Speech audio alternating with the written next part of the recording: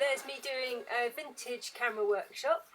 We've got Dolly there posing for the camera, sitting very alert and upright, as you can see, full focus on me, watching me as I push the shutter button and now wind on the film.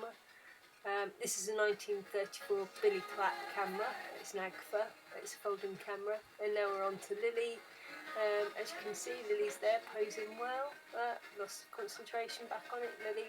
Yeah, that's it, Lily's there. Fantastic, well done. Picture taken, winding on the film.